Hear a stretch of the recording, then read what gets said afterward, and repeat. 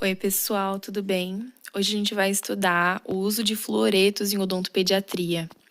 Nesse estudo, eu utilizei o livro de Bioquímica Básica Bucal, que dentre os autores está a professora Marília Busalaf, que é da FOB USP, e estão algumas informações também da aula da professora Andiara da odontopediatria da FORP. Bom, o flúor ele é um componente natural da biosfera, sendo então o elemento mais encontrado na crosta terrestre e altamente eletronegativo e reativo. Portanto, ele consegue se associar a outros elementos com muita facilidade, sendo chamado de fluoreto na sua forma iônica. Devido a isso, relacionado à odontologia, esse íon se liga ao cálcio presente no esmalte dental, formando o fluoreto de cálcio. A sua indicação e dose devem ser respeitadas, evitando efeitos tóxicos crônicos ou agudos. E esse aspecto, nesse contexto, abordando essas vertentes que são de movimentos naturalistas, principalmente alguns famosos que pregam a não utilização de fluoretos, que associam ele principalmente aos seus efeitos tóxicos, eles têm uma perspectiva muito rasa sobre esse assunto e ignoram ou desconhecem os benefícios da fluoretação. Então, é válido ressaltar que fazer a remoção do biofilme, principalmente quando a gente está falando de crianças, não é suficiente, mesmo quando tem o auxílio, a supervisão de um adulto durante a escovação. Então, os agentes químicos, como principalmente os dentifrícios fluoretados, eles devem ser incluídos desde quando a criança tem o seu primeiro elemento dental na boca e na quantidade adequada, diariamente na quantidade adequada, para a prevenção da cárie e para o tratamento através da remineralização de lesões brancas. O efeito benéfico dos fluoretos no contexto da cárie dentária foi descoberto, então, por acaso, quando foi observado que em determinadas áreas dos Estados Unidos, algumas pessoas apresentavam manchas brancas nos dentes e essa prevalência e a gravidade tinha relação com a presença de fluoretos, com o teor de fluoreto presente na água. Então, a partir de estudos realizados, obteve-se base para instalar a política de fluoretação controlada da água de abastecimento público, visando o controle da cárie dentária. Assim como foram avançando os estudos relacionados às consequências da utilização desses fluoretos. Aqui a gente tem um gráfico que fala sobre o índice CPOD aos 10 anos no Brasil. O índice CPOD é o índice de dentes cariados, perdidos e obturados. Então, quando a gente olha, lá em 1971, iniciou-se a fluoretação da água e esse índice foi caindo, o índice de dentes cariados, perdidos e obturados. Em 1989, com a introdução de dentifrícios fluoretados, percebam que esse índice cai ainda mais. Quão importante é esse elemento para a saúde bucal. Absorção, distribuição e excreção. Existem, então, diversas formas de ingestão dos fluoretos, como, por exemplo, água fluoretada, fórmulas, alimentos e bebidas. Aqui são alguns alimentos que foram citados durante a aula. Dentifrícios, obviamente fluoretados, suplementos. E uma vez ingerido, o fluoreto é metabolizado pelo organismo. Então, na boca, o fluoreto ele está presente na saliva, então 0,02 ppm na saliva e no biofilme dental de 3 a 10 ppm. E quando ele é ingerido, a sua absorção ocorre no trato gastrointestinal, então estômago e intestino, podendo ser distribuídos para os tecidos moles, isso em menos de 1%, e também para os tecidos duros, ossos e dentes, assim como através do plasma, ficando numa concentração máxima de 30 a 40 minutos, ou excretado pela urina. Mas aí vocês podem estar se perguntando, bom, então se o fluoreto ele é distribuído para tecidos moles e tecidos duros, então se eu ingerir fluoreto, isso vai ser bom para eu não ter cárie? Na verdade, não. Por quê? Quando eu uso o fluoreto sistemicamente, ele não tem efeito protetivo contra a cárie. O efeito protetivo ele acontece de forma tópica, quando o fluoreto é aplicado na cavidade bucal diretamente em contato com os elementos dentais. Mas a gente vai ir conversando sobre isso ao longo do nosso estudo. Então, os fluoretos eles participam dos processos de desmineralização e remineralização.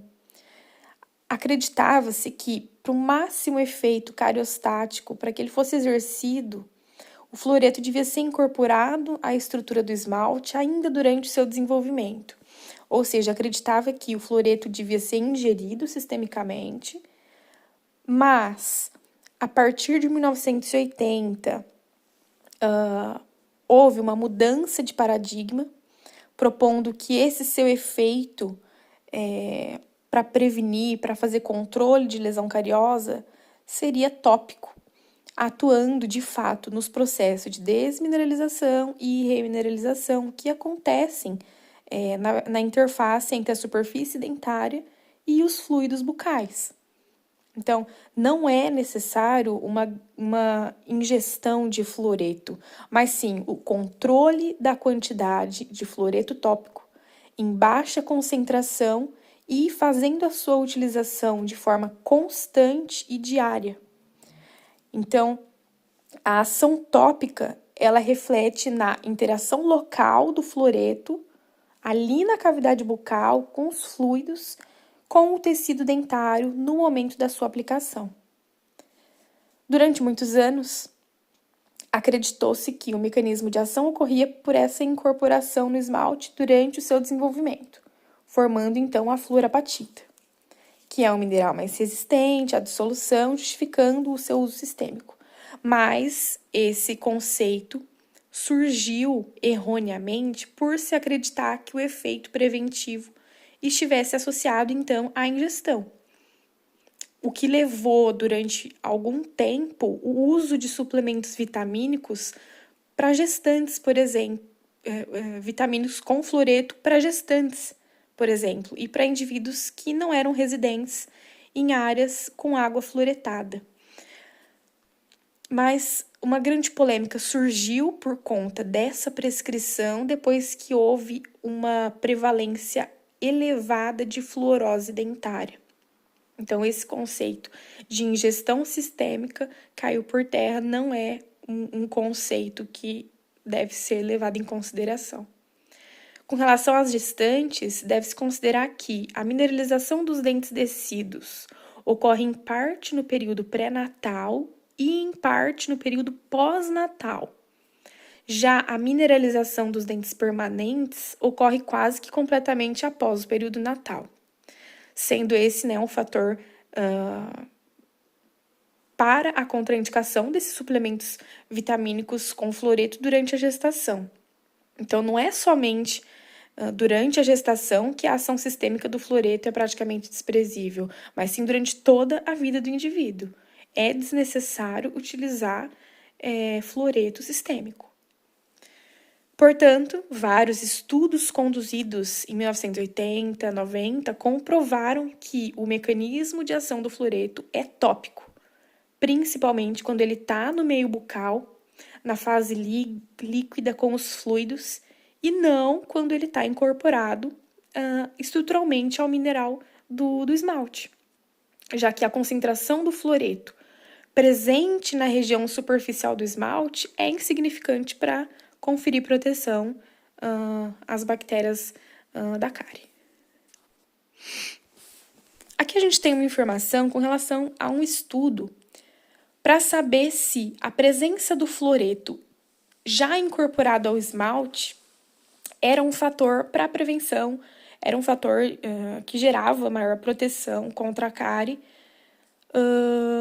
de modo que foi importante ressaltar que a concentração de fluoreto do esmalte do tubarão ela é muito maior do que do esmalte humano.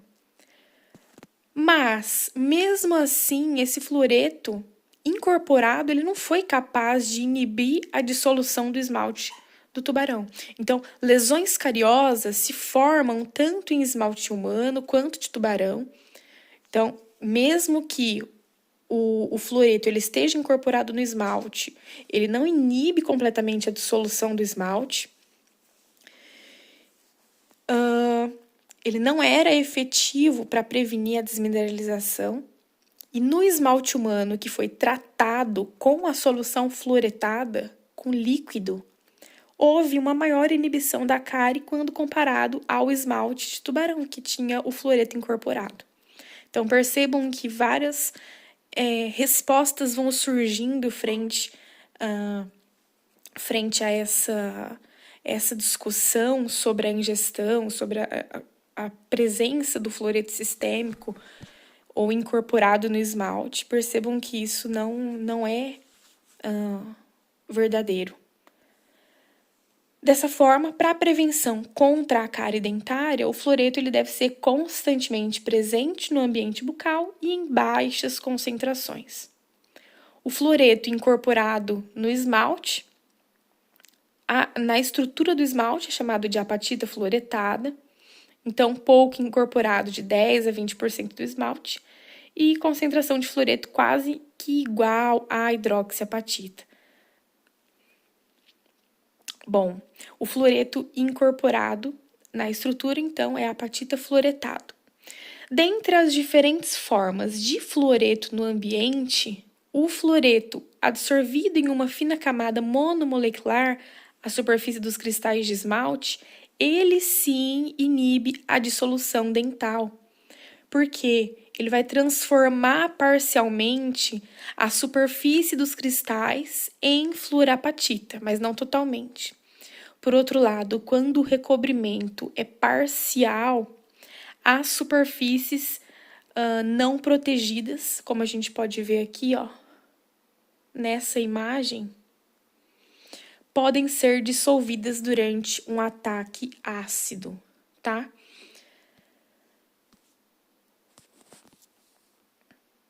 Aqui a gente consegue ver esse efeito da cobertura dos cristais de hidroxiapatita, do esmalte com o fluoreto. Então, é importante que esse fluoreto entre em contato com todas as superfícies do elemento dental. E aqui a gente tem um gráfico da solubilidade da hidroxiapatita e da fluorapatita. A gente tem o pH crítico de 5,5, pH crítico de 4,5. A solubilidade da hidroxiapatita, ela começa em torno do pH de 5,5 e da fluorapatita em torno de 4,5. Em síntese, o efeito do fluoreto ocorre após a erupção dos dentes, quando eles estão presentes no meio, na saliva ou no biofilme dentário. O fluoreto ele pode agir, então, no controle da cárie, porque ele vai interferir nos processos de desrê, e ele vai agir na inibição do metabolismo bacteriano. Então, esses são os mecanismos de ação do fluoreto. O esmalte ele é o tecido mais duro do corpo humano, composto por 96% de minerais, então hidroxiapatita e 4% de água e matriz proteica. Essa hidroxiapatita é formada por cálcio, fosfato e hidroxila, tendo uma morfologia prismática.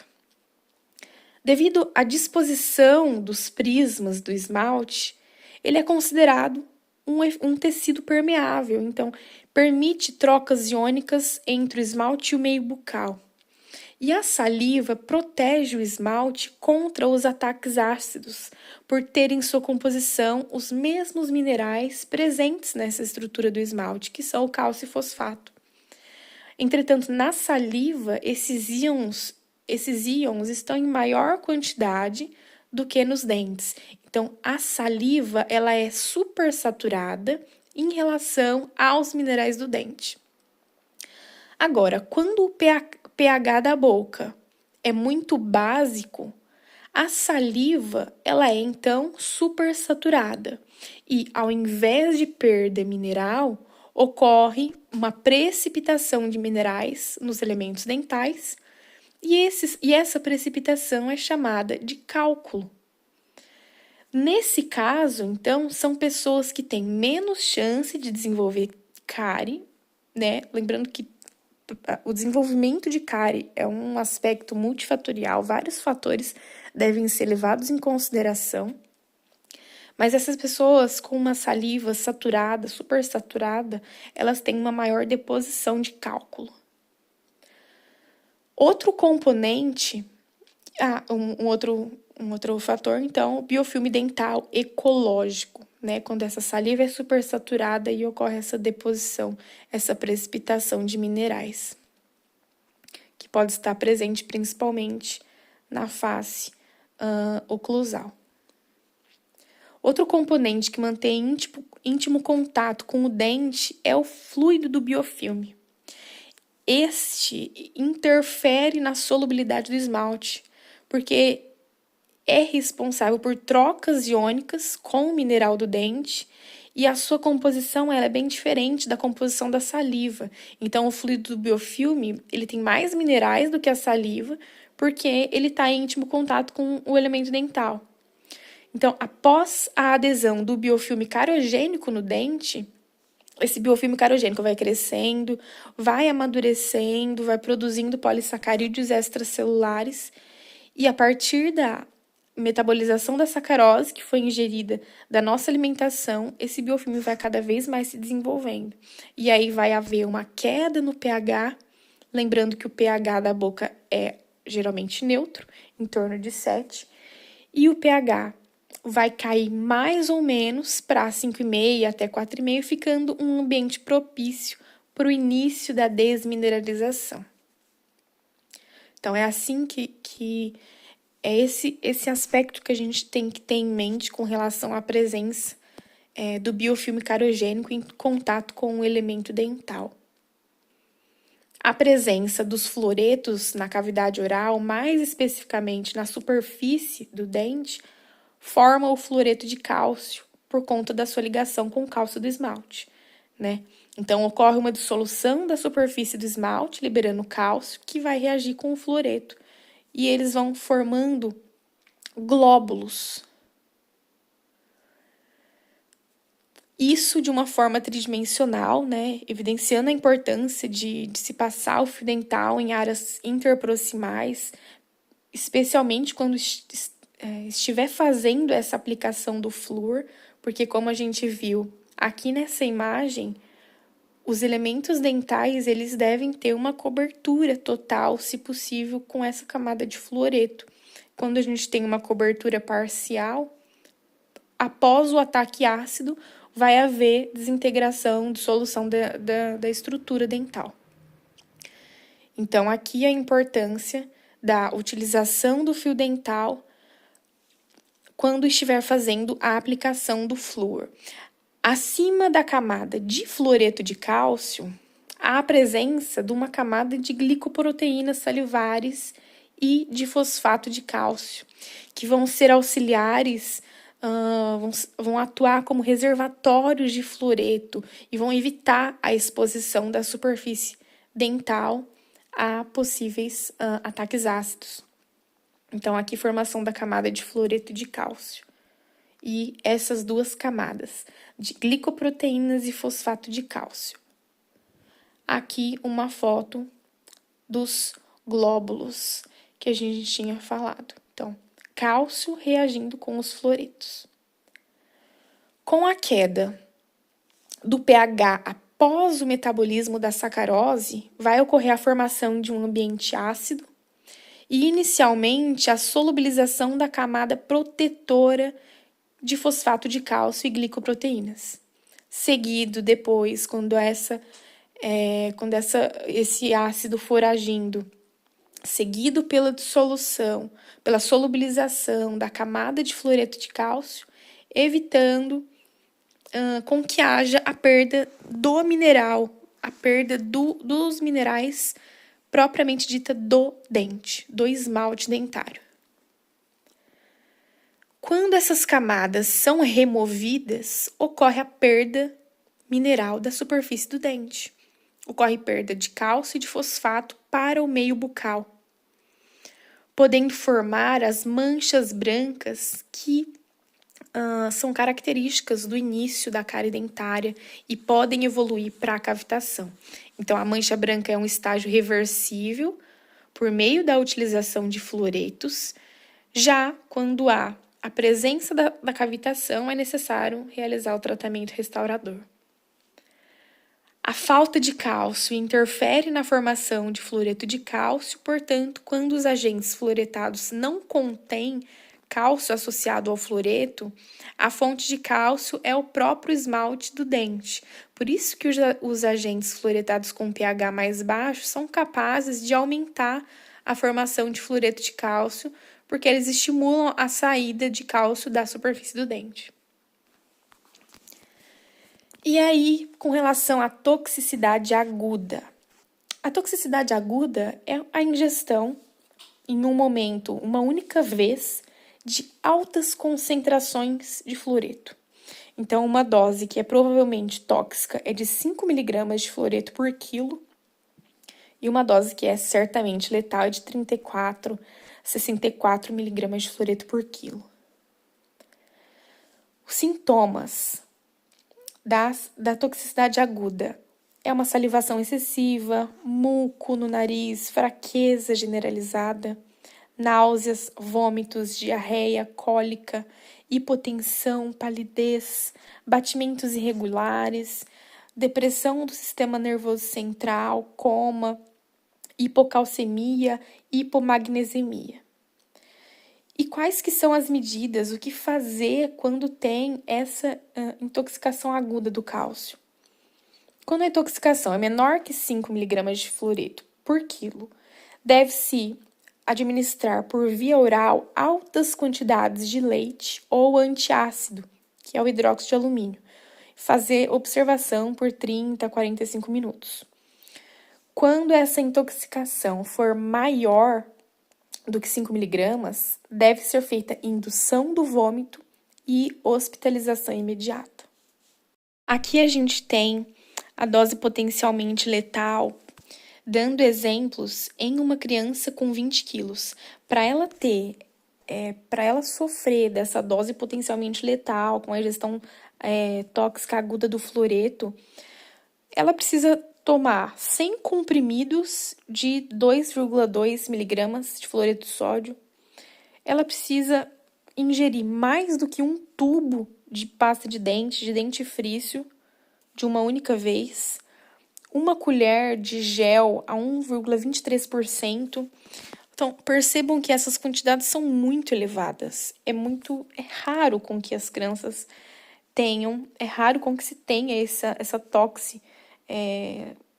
essa dose certamente letal, essa toxicidade aguda que pode levar à morte, porque as quantidades são realmente muito exacerbadas. E com relação à toxicidade crônica dos fluoretos, a gente está falando, então, de fluorose. Então, a toxicidade crônica, ela é basicamente duas condições clínicas, então a fluorose dentária e a fluorose óssea ou esquelética, com 0,05 a 0,07 mg de fluoreto por dia por quilo. O período crítico é até 7 anos de idade, sendo que até 5 ocorre a ingestão de 30% do dentifrício a cada escovação. A fluorose dentária só ocorre quando há ingestão excessiva de fluoreto durante o período de formação dentária, então durante a melogênese, e a fluorose óssea não apresenta um período específico de suscetibilidade. Algumas informações. Então, incisivos centrais superiores são os dentes mais acometidos esteticamente. Também são os dentes com maior acometimento estético nos estágios iniciais da fluorose, aparecendo então como linhas esbranquiçadas ou opacas na superfície dos dentes, enquanto nos estágios mais avançados, toda a superfície dentária se encontra esbranquiçada e opaca. Histologicamente, o esmalte com fluorose não é um tecido mais rico em fluoreto. Ele é, na verdade, o esmalte fluorótico, ele é hipomineralizado na subsuperfície e microscopicamente pode ser observada alta porosidade, sendo que ainda são encontradas bandas de hipermineralização intercaladas com bandas de mineralização, de hipomineralização. Devido à porosidade elevada, o índice de refração da luz sobre o tecido dentário fica alterado e assim o aspecto de mancha branca é observado clinicamente. Então, para se fazer um diagnóstico diferencial em relação à mancha branca de cárie e à fluorose, a fluorose ela vai acometer dentes homólogos e as manchas brancas elas estão dispersas na superfície do dente, enquanto que a lesão de mancha branca cariosa não necessariamente afeta dentes homólogos e geralmente está na cervical, onde há acúmulo de biofilme. O tratamento estético da fluorose é por meio da microabrasão do esmalte, em casos leves, que consiste nessa remoção da camada superficial do esmalte fluorótico por meio de ácido e de abrasivos. E em casos mais graves, tenta-se utilizar a microabrasão, mas pode-se fazer a utilização de restauração estética. Quando a estética não é um fator relevante, nenhum tratamento precisa ser realizado no caso da fluorose. E aí a gente entra no quesito dentifrícios com teor reduzido de fluoretos ou dentifrícios convencionais. Bom, dentifrícios sem ou com teor reduzido de fluoreto, eles até podem ser usados para envio às escolas, quando elas pedem, para a escovação dos filhos, porque são locais onde tem muitas crianças e geralmente falta um monitoramento eficiente da quantidade de pasta colocada na escova, do tanto que a criança está ingerindo. Mas essa medida, esse tipo de dentifrício não é o que a gente recomenda para os pacientes. Desde o primeiro elemento dental, deve ser recomendado dentifrícios convencionais com teor de flúor a partir de 1.100 ppm, mas deve ser informado que a escovação ela deve ter uma restrição de quantidade colocada na escova, deve ter auxílio dos pais dosando essa quantidade. E quantidade de dentifrício na escova de dente. Além de falar a quantidade e o tamanho da pasta de dente na escova, a gente tem que mostrar pessoalmente ou por foto, assim como pedir para o paciente demonstrar como é que ele está colocando na escova. A comparação com grão de arroz e de ervilha é muito relativo, principalmente se a gente está em algumas regiões do Brasil, mas eu considero como sendo uma estratégia muito boa de se explicar para os pais, para fazer essa comparação da quantidade de pasta que deve ser colocada. A técnica horizontal, ela é comum nos comerciais, mas ela não deve ser utilizada, mas sim utilizada a técnica transversal, em que a quantidade de fluoreto é reduzida, mas quando a gente fala de aplicação dessa quantidade em crianças, é uma dose elevada. Então, eu prefiro abordar com relação a grão de arroz e grão de ervilha, por exemplo. Aqui, ó. Pela American Academy of Pediatric Dentistry, então de 0 a 3 anos, 0,1 miligramas de dentifrício, e de 3 a 6 anos, 0,25. Tá? De 3 a 6 anos, então, é chamado de pea-size, correspondente a essa pequena colocação de 0,25 miligramas de dentifrício na escova de dente, tá? A absorção e o cuidado após as refeições. Então, após as refeições, em jejum, a absorção é de 100%, no café da manhã, 71% e almoço, 61%. Então, esses são alguns cuidados com a absorção dos fluoretos. Aqui foram colocados como exemplo, esses alimentos que são alimentos que contêm fluoretos. Nesse, por exemplo, Repident, 0,4 mg de fluoreto por unidade. 2 tabletes desse chiclete, bala, não sei, ele já garante a dose limite para ter uma fluorose dental em uma criança de 10 quilos. Uma lata desses chás, 2 vezes superior à dose limite diária para uma criança de 12 quilos. Então, percebam que não é só pelos dentifrícios que as crianças ingerem flúor. As crianças, os adultos ingerem flúor. A gente tem que se adaptar à realidade, ver os benefícios que esse elemento traz para a saúde bucal e saber dosar a quantidade. E, por fim, os meios de utilização dos fluoretos. Então, meios coletivos por meio da fluoretação das águas, de abastecimento público, individual, através dos dentifrícios, dos enxaguatórios, e utilização profissional, com indicações e planejamento individualizado. Então, o gel acidulado, o gel neutro, profilaxia, depende, varia muito de profissional ou não, fazer essa profilaxia antes de fazer a aplicação, paciente na posição vertical, pouco gel ou mousse, isolamento relativo, sugador, aplicação do gel por 4 minutos, utilização do fio dental e expectoração. Mousse, fluoreto 1,23%, igual ao gel. O verniz é a 5%, fluoreto de sódio a 5% e 2,25% de fluoreto. A técnica, então, praticamente a mesma coisa, mas quando faz a aplicação do verniz em alguma lesão cariosa que está em fase inicial, esbranquiçada, utiliza o microbrush, fio dental, aplica água, porque isso vai ajudar no endurecimento do verniz, e pede para esse paciente não escovar o dente naquele dia. Avisa que o dente vai ficar com uma coloração amarelada, mas que vai sair aos poucos. As doses unitárias, né? Então, menor risco, maior controle de infecção e maior custo.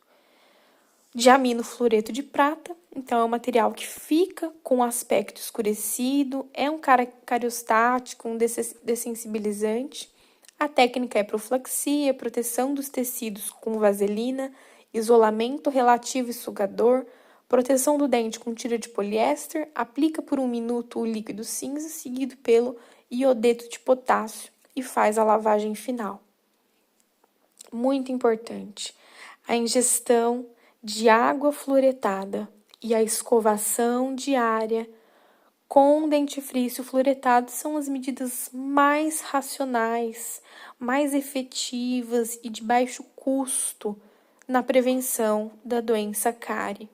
Lembre-se que, sistemicamente, a ingestão sistêmica de fluoretos não é preventiva para cárie dental. Não é necessária.